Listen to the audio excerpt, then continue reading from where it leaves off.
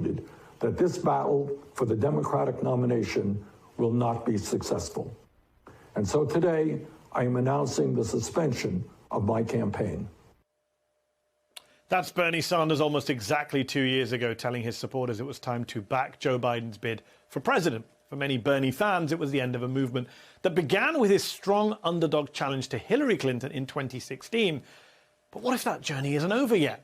Late last week, The Washington Post reported that Bernie's 2020 campaign manager, Faiz Shakir, wrote in a memo to Sanders' allies that if Biden doesn't seek a second term in 2024, the socialist senator from Vermont hasn't ruled out another run at the presidency.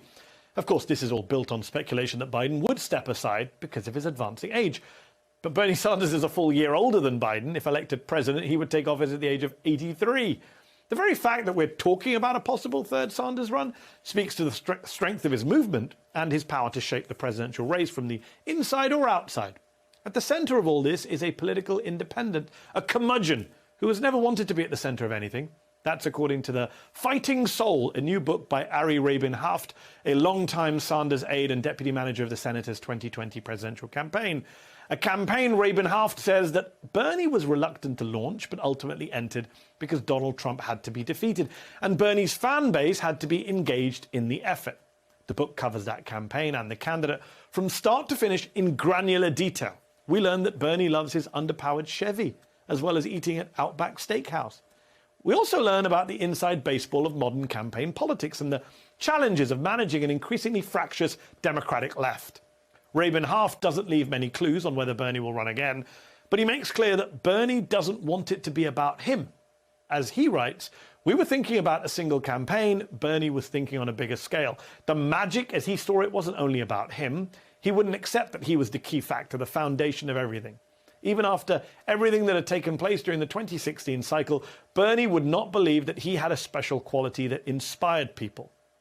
The question, as American democracy remains under attack from the right, is whether Bernie can succeed in creating a left coalition that's bigger than him, that goes beyond him, or whether it evaporates without his leadership. And Ari Rabin-Haft joins me now. Thanks so much for coming on the show. Congratulations on the book.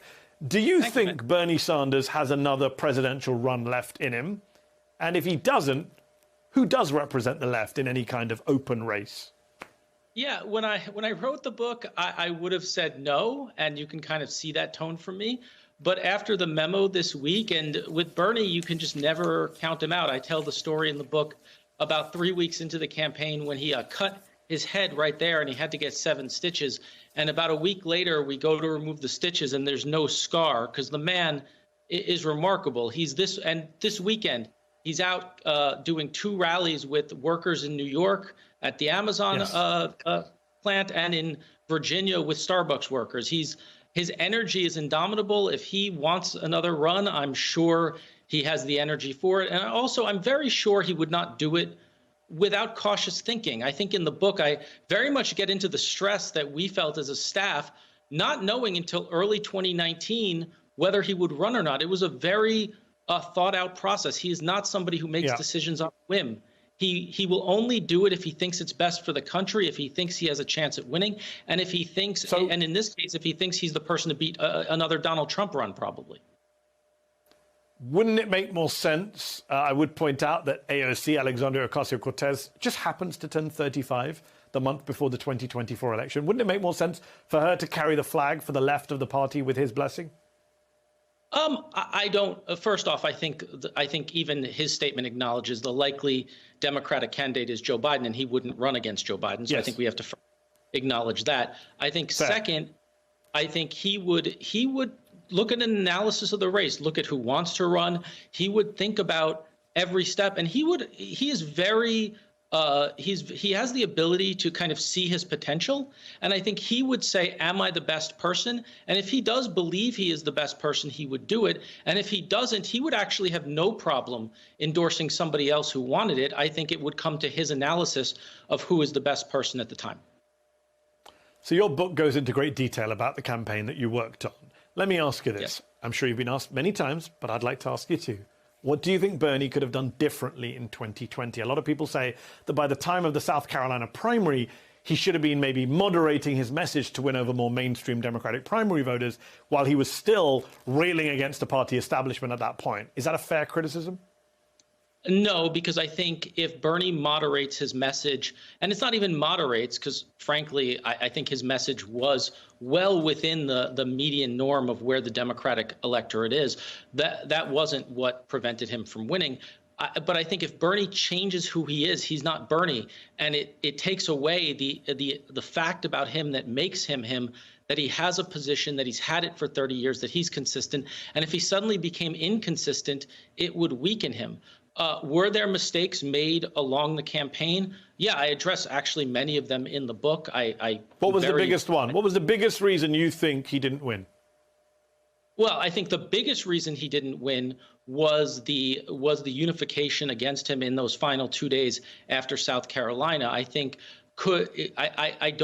the biggest reason was that. I think there were many steps along the way of the campaign. I talk about some of the mistakes made in terms of structure. I talk about April and kind of this, when the campaign kind of hit a wall in April 2019 that really affected it negatively. I think the question is why we didn't win ultimately was in those 48 hours between South Carolina and Super Tuesday, the Democratic Party uniting behind Joe Biden in a way you've never seen before that consolidated the vote. But Ari, I mean, I followed this very closely at the time.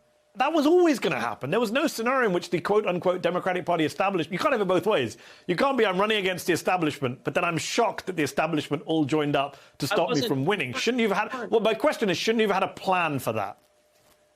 I think, first off, I think there was a question about who the establishment would unite behind. And I think there were very different scenarios. And I think it was remarkable, not surprising, but remarkable, the way in which, for example, Pete Buttigieg, who had a remarkable run in January, February, better than he could have ever hoped for, suddenly decides to drop out on the push of senior Democratic leaders. I think that is remarkable, not surprising. I do think, though, the idea that the consolidation was inevitable is not necessarily true. But I don't think there was, if Bernie had moderated his message with the forces that don't want Medicare for all, with the forces that don't want pharmaceutical companies, with the forces that don't want unions to have more power within the Democratic Party, would they have suddenly gone away and believe that Bernie wouldn't have backed it? Absolutely not. They would have been there attacking. I'm not talking about those interests, and nor am I saying he should change any policies. I'm just saying if you're running in a Democratic primary, it's best not to run against the Democratic Party because primary voters tend to like the party more than the average. I mean, his message is great for a general, maybe not necessarily at that point. But we're running out of time. I want to talk about the man himself. We can argue about 2020 for the rest of our lives. Yeah. Let me ask you this. I thought I knew a lot about Bernie Sanders, the person, but reading your book, I didn't know his aides called him Earl. And while you're a deep admirer, you're pretty frank in describing the senator as a stubborn micromanager. What was it like working for a curmudgeonly candidate who doesn't use social media, hates the media cattle calls, and thinks most campaign spending is wasteful? Look, I think, well, first of all, he does use social media, just not, in that way. He definitely pays attention to Facebook, and he definitely paid attention to his own Facebook and Twitter. I would say that I've worked for people in politics who are mean. That's not Bernie. Bernie actually is exceptionally nice, and he's very, very funny. Yes. Was he a micromanager? Yes. And I talk about some stories in the book where, for example, at one point he complained to a senior aide that these campaign bumper stickers weren't sticky enough. That level of micromanagement. I think you deal with the candidate you have. And I think the one of my messages of the book is Bernie's superpowers are sometimes his weaknesses, and his weaknesses are sometimes his superpowers. And you don't get Bernie Sanders without this brilliant amalgamation of both that really come together to form what I think, Mehdi, is a remarkable human being, one who changed the course of the Democratic Party. And yes. I hope people learn something about him from this. And I also hope people get a good... I agree with you. He's certainly changed the direction of the party, and even Joe Biden has said so. But I love this idea that it's Bernie Sanders, Medicare for all, and better stickers. I just love that. Ari Rabin-Haft, thank you so much for your time. The new book is The Fighting Soul on the Road with Bernie Sanders.